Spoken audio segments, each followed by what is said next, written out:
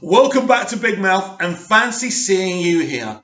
Since when do you remember Murray Gold going onto Twitter plugging the latest soundtrack for a season of Doctor Who? I'll tell you, never. Sagan Akinola was on Twitter today thanking people for their response for his theme for the Doctor. Now, what do I think of his theme for the Doctor? It has a kind of half-decent, middling main theme in the theme, but mainly it's like the rest of the series and the rest of his music, it's background theme music, so it's nothing great. But I will say that the main theme of it is okay and slightly as inspirational as the other Doctor themes, but it's sadly lacking the excitement of Murray Gold's Doctor's themes, whether it's for the 9th Doctor, 10th Doctor, 11th Doctor. Personally, my personal favourite is for Capaldi's Doctor. It's a great theme, but then Matt Smith's got a great theme. David Tennant's theme's amazing, and Christopher Eccleston's theme's really haunting because that was the mystique of the Doctor back then, wasn't it? He was so tortured and hurt from the Time War. But yeah, so when I saw him saying, "Don't worry, the whole album will be out soon," for me this seems like a plug.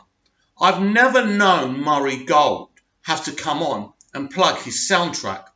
He's going to find that his soundtrack isn't going to go very well, isn't going to be downloaded, isn't going to be bought by a hell of a lot of people. Just like the BBC are finding out, pre-orders for season 11 of Doctor Who, whether it's Blu-ray or DVD or on Amazon Prime Video, are going to be a lot lower than the previous seasons. But what I found hilarious is that he was actually literally advertising the soundtrack. Don't forget, it will be out soon.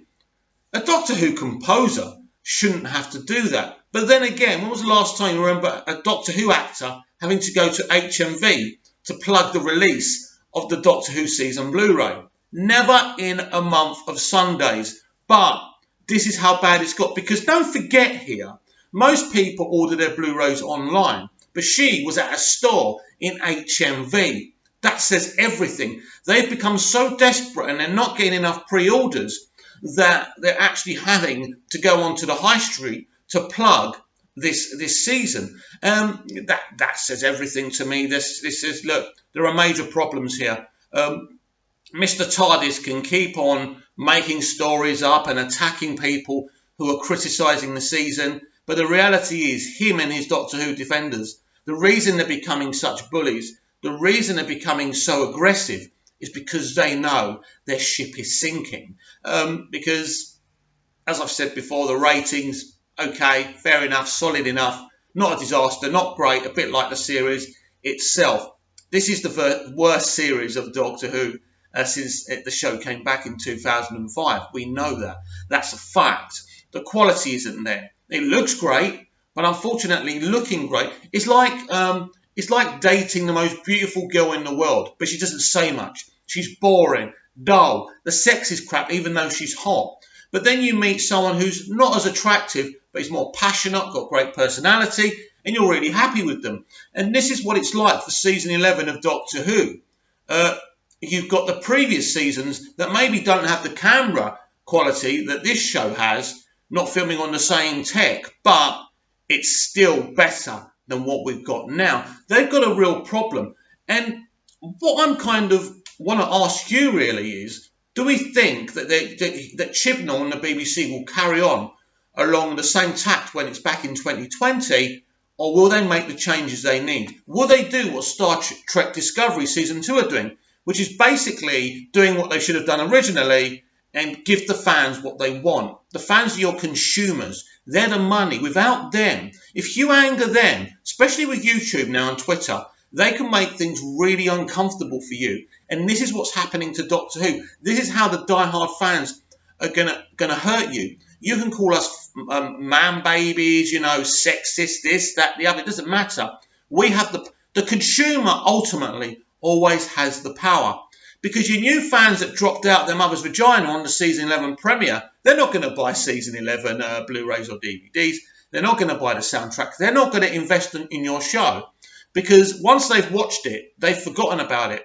They'll defend you as much as they can. But they really know they're defending the indefensible. They know they're not real Doctor Who fans. They know they don't care if this show survives for another 15 years or it gets cancelled after season 12. And that's what I want you to comment down below. What do you think? Do you think they will make the relevant changes, or will they carry on shooting themselves in the foot? I mean, we all know that the finale was very bland. It wasn't particularly interesting, apart from Graham.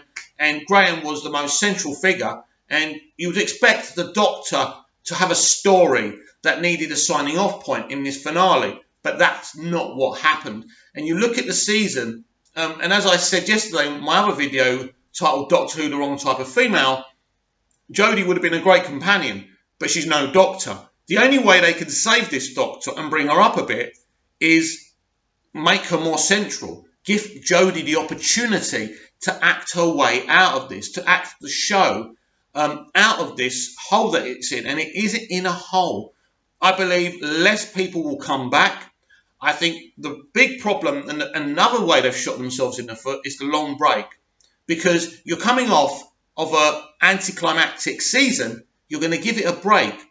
And people are just going to forget you. They're not going to come back in their droves. You're going to have to do, literally, they're going to have to bring someone back from the past. They're going to have to do something amazing to, build that awesome factor back up. Because right now, I can promise you, and I suppose it all depends on the New Year's Day special. If that's an awesome episode, maybe there's some hope for this series, and maybe they've realised their mistakes already. But if they keep on digging themselves this hole, keep on shooting themselves in the foot, Doctor Who will die, and it would have been their fault, not ours.